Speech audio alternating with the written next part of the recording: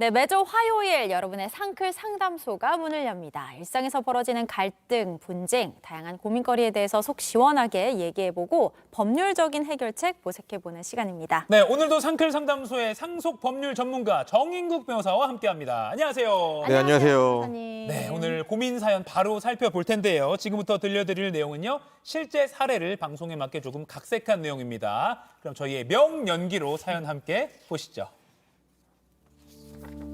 작은 공장을 운영하는 50대 사업가입니다.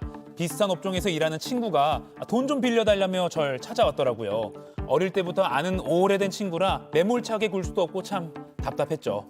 야, 이번만 한 번만 도와줘. 진짜 급해서 그래. 아니, 우리도 요즘 어려운 거 알잖아.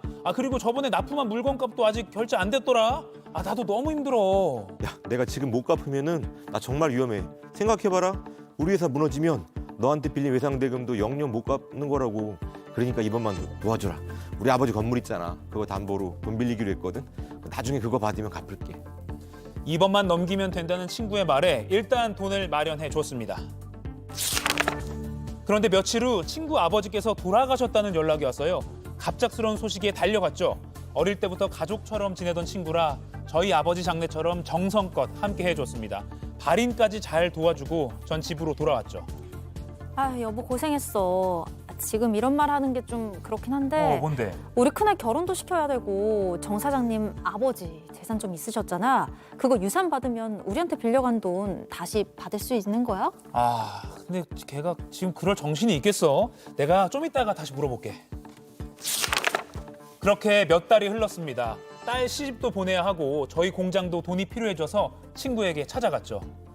야, 너 빨리 빌려간 돈 좀 갚아라 좀 금방 준다더니 지금 얼마가 지난 거야. 지금 우리 회사 문 닫게 생겼다고. 내가 일단 물건 대금을 정산했잖아. 우리도 힘들어서 그래. 조금만 더 기다려줘. 야, 내가 진짜 이런 말까지는 안 하려고 했는데 너 돌아가신 아버지 유산 받은 거 있잖아. 아버지 빌딩 담보 받아서 빚 갚는다고 했었잖아. 그거 난 있잖아. 아버지 유산 상속 포기했어. 우리 어머니가 다 받기로 했다. 그래서 나 한 푼도 없어. 너한테 돈 못 갚는 건 미안한데 나도 빈털털이야.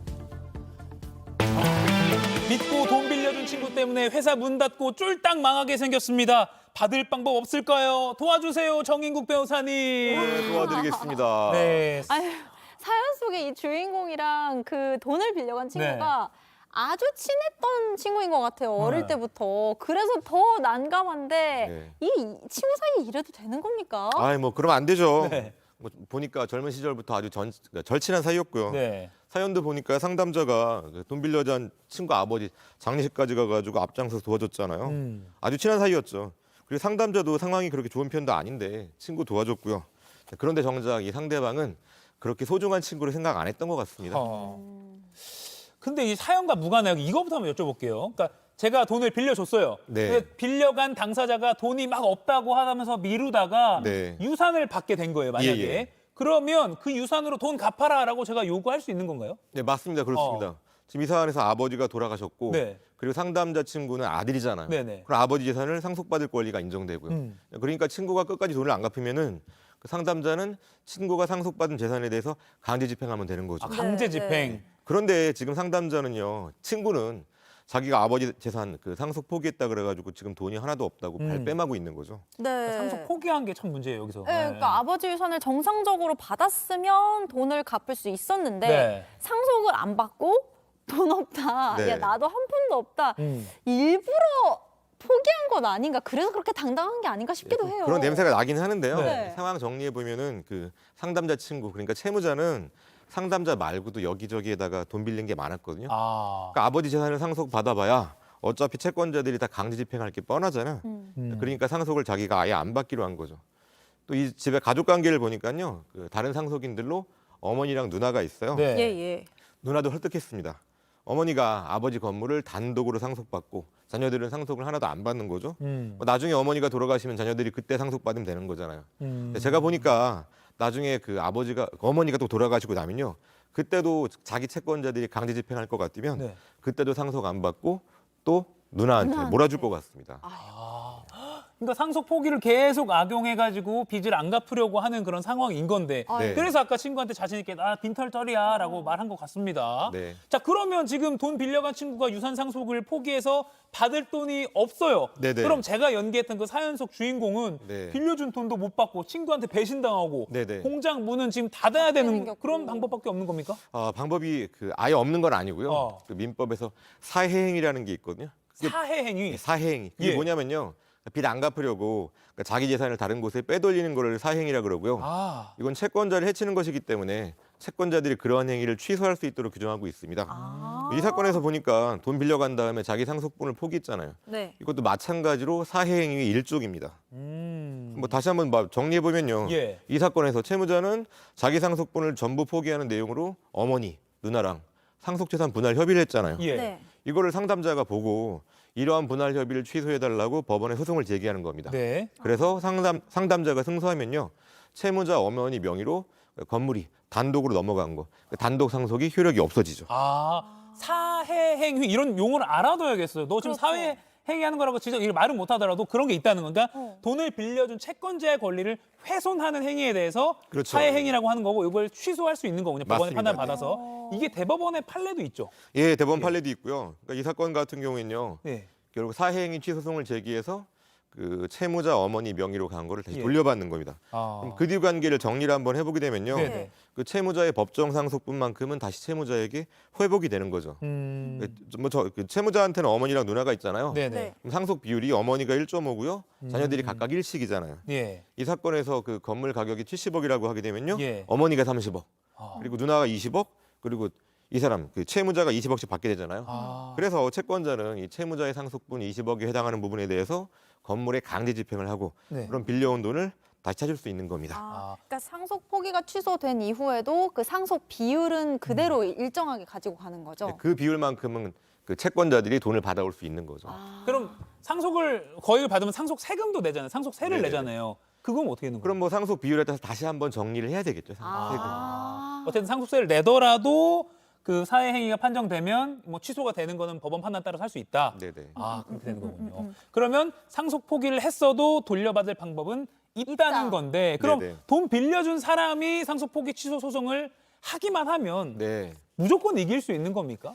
아, 이거 또 무조건이라는 건 없잖아요. 사실. 또 그렇지 않은 게요. 예, 일단 예. 용어를 좀 정리해 볼 필요가 있거든요. 예, 네. 예. 채무자가 자기 상속분을 포기하는 게 그 상속인들 사이에서 분할 협의를 한 거냐, 아니면 확실하게 법원한테 상속 포기 결정을 받았는지에 따라서 결과가 달라지거든요. 어. 이 사건 같은 경우에 채무자는 내 상속분을 안 받겠다 이렇게 어머니랑 누나랑 상속재산 분할 협의를 했거든요. 네. 이건 일종의 계약이에요.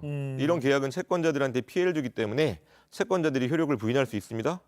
채권자가 사회행위 취소송을 제기하면 예. 채무자로부터 법정 상속분 20억만큼 받아낼 수 있는 겁니다. 아. 그런데 이 사건에서 채무자가 분할 협의가 아니라 확실하게 하겠다고 법원에다가 상속 포기 청구를 하고요.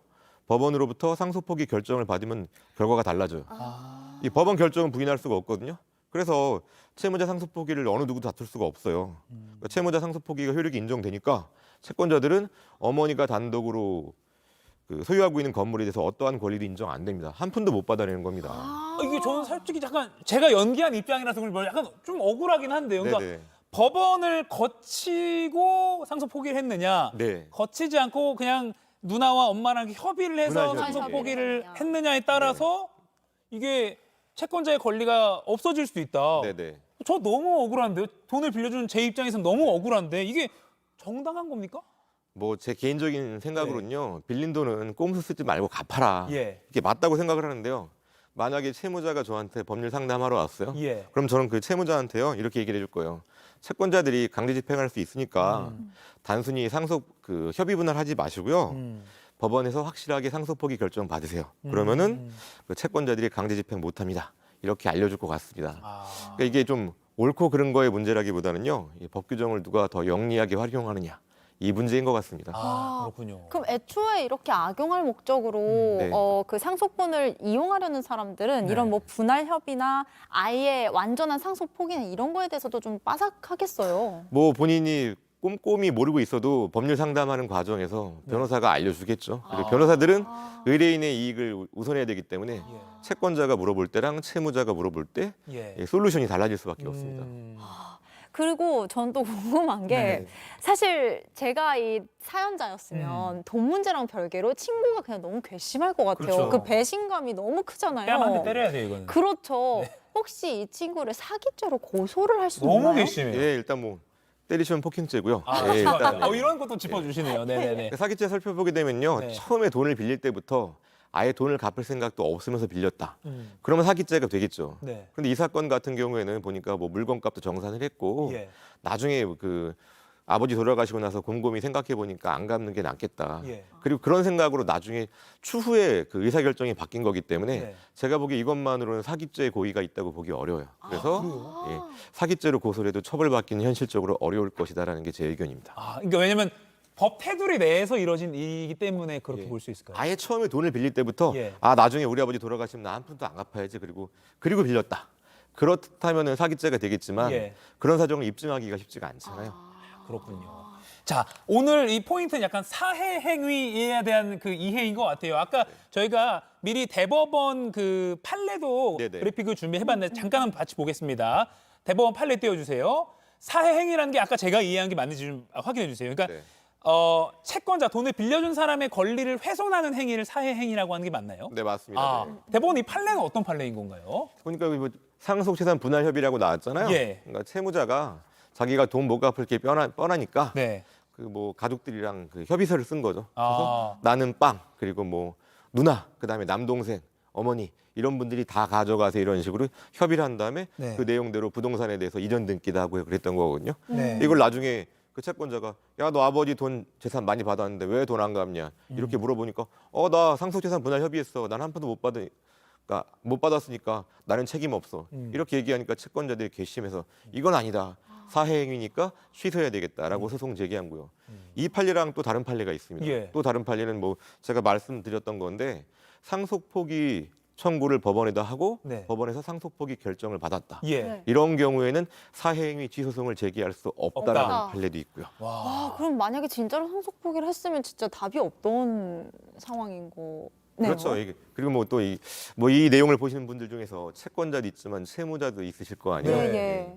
뭐 돈을 갚으시는 게 맞는데 여력이 없으시다. 그러면 채무자 입장에서는요 분할 협의를 끝내지 마시고 그 변호사를 찾아가서 상속 포기 신청을 하시고 상속 포기 결정을 받으시면 채권자들이 전혀 넘볼 수 없다. 네. 예, 그 내용까지 이걸 팁이라고 해야 되나요? 그러니까 변호사님이다 보니까 네. 만약에 의뢰자가 오면 이렇게 상담을 해줘야 될 의무도 있으니까요. 법 테두리 내에서 법을 활용할 수 있는 네네. 그 정도로 이해를 하면 될 것 같습니다. 저 마지막으로 궁금한 게 네네네. 혹시 돈을 빌려주는 입장에서 이렇게 뭐 친구더라도 네. 좀 처음부터 주의를 한다면 나중에 이런 것들을 좀 미연에 방지할 수 있는 방법도 있을까요? 이런 상황을 예, 방지할 수 뭐 이 있는. 사건 같은 경우도 보니까 이 친구가 나중에 아버지 재산 상속 그 건물 팔면은 네. 뭐 그때 뭐 담보로 제공해가지고 갚을게 그랬잖아요. 우리 구도로 말은 했잖아요. 그럼 애초에 돈을 빌려줄 때 그걸 담보로 잡고 빌려주는 게 좋았죠.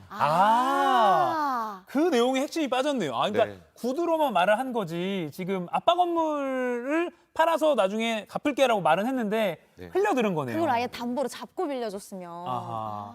부친의 건물도 담보로 잡는 거는 문제가 뭐 부친이 동의하시면 되는 거고요. 예. 그래서 뭐 그 일상생활 살아가실 때 뭐 법을 어느 정도 아시는 건 필수입니다. 네. 오늘 이 상암동 클래스 한글 상담소를 잘 챙겨보시면 그리고 지난 계속 매주 저희 화요일마다 한글 상담소를 하니까 유튜브에 찾아보시면 요 정도 사회행위까지 이렇게 이런 용어까지 아는 분들 많지 않을 수 있거든요. 네네. 좀 똑똑해지는 오늘 사회행위 하나 배웠습니다. 여러분 기억해 주시면 좋겠습니다. 이런 상황에 처하신 분들 오늘 꼭 도움이 되셨으면 좋겠습니다. 지금까지 상클 상담소의 상속 법률 전문가 정인국 변호사와 함께했습니다. 고맙습니다. 감사합니다. 고맙습니다.